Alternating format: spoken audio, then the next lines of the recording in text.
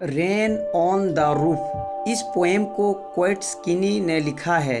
Poet इस poem में बताते हैं कि घने काले बादल आसमान में घूम रहे हैं और मानो ऐसा लग रहा है कि वो बहुत दुखी है और वो रो रही है।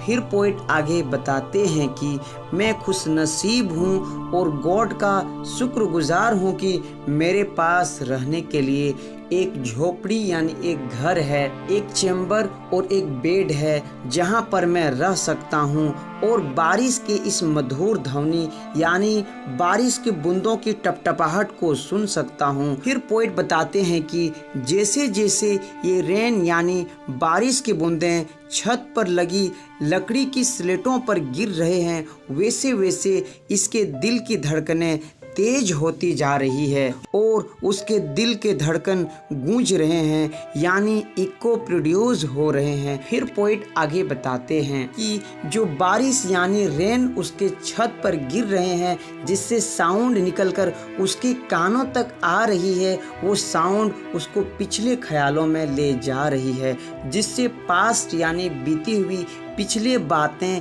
याद आ रही है और वो अब बिल्कुल पास्ट में खो जाते हैं और वो पास्ट में जो एक्सपीरियंस किए थे चीज़ों को वही एक्सपीरियंस फील कर रहे हैं अभी। फिर पोएट आगे बताते हैं कि अब उनके पास्ट वाली मेमोरी में उनकी माँ आ रही है जो कि पहले ही मर चुकी है। पोएट बताते हैं कि मेरी माँ मेरी मेमोरी में आ रही है जो मुझे घंटों भर देखती रहती थी जब मैं सोया हुआ रहता था और ड्रीम यानी सोते हुए सपने देख रहा था।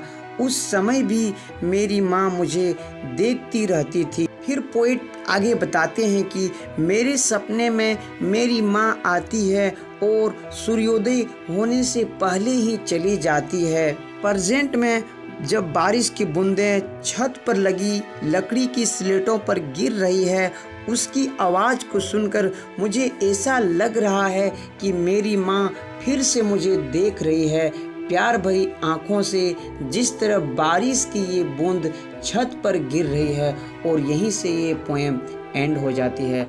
आई होप कि इस पोएम का एक्सप्लेनेशन आपको बहुत अच्छी समझ आई होगी। तो इस वीडियो को लाइक कीजिए, शेयर कीजिए और 9 का कंप्लीट पोएम स्टोरी देखने के लिए इस चैनल को ज़रूर सब्सक्राइब कीजिए। तो चलिए मिलते हैं किसी नए स्टोरी या फिर नए पोएम में। तब तक के लिए पढ़िए और पढ़ते रहिए।